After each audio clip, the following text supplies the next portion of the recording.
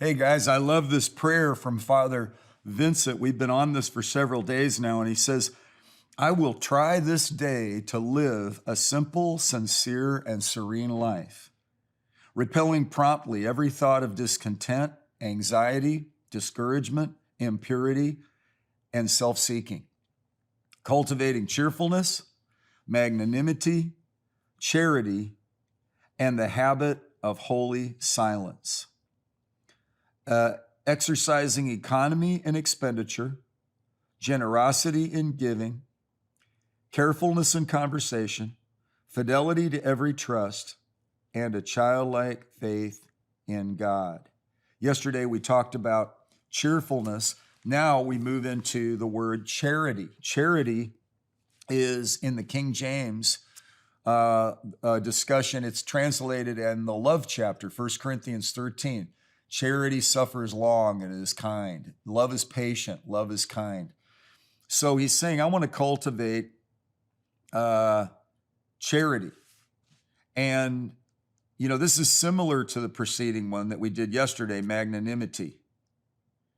And magnanimity is where you're magnanimous, where you're thoughtful, and you're a big picture person. You take a lot of things into consideration. We'll talk about that again later, but with this charity, it says in 1 Corinthians 16, let everything you do be done in love. Love being patient, love being kind. There are 4 kinds of love in the Greek language. There is phileo, storge, eros, and agape. Phileo is a friendship type of love. Storge is family type of love. Eros is intimate marriage relationship love, intimacy love. And agape is this God kind of love that is unconditional. All these other have conditions, like you're my friend, we have warmth together, you're my family, I have commitment in my relationship with you. Eros, I have this covenant relationship, male with a female, your wife in marriage, your husband in marriage, and the sexual part of things. And then agape ends up being preeminent, charity. This is the big deal of the big deals. We commit to the love walk. And it says in Ephesians 5:2 that we're to walk in love. So it's a lifestyle. It's to be habit forming. It's to be habitual. It's to be cultivated.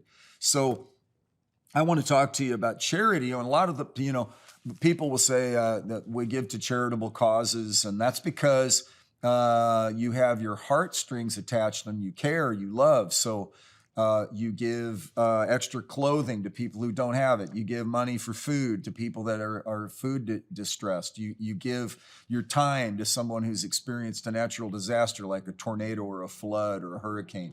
You give your prayer efforts when you see suffering people.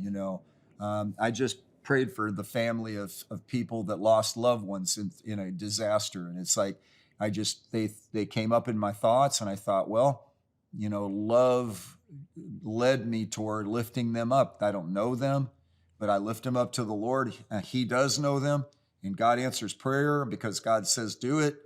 I want to cultivate charity, and charity can be like sympathy, but I think empathy is this heart love and desire to help. Sympathy is different from compassion. Compassion has weightiness to it.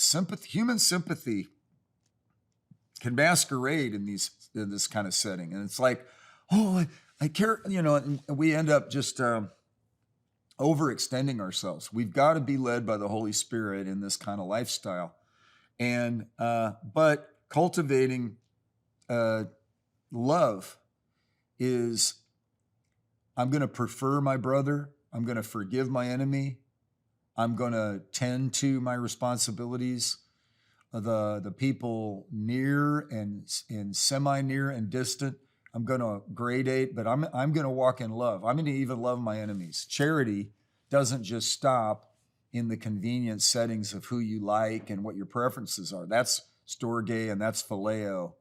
The agape love man, you pray for the people on the other side of the aisle. You pray for the people that vex you and bother you. You pray for the people that you see have agendas that are in conflict with God's will or your sensibilities. So we walk in love and we believe and we keep that attitude. And if we keep that attitude and trust God to help us with that attitude, a little of that will go a long way. God, by the way, is our provision.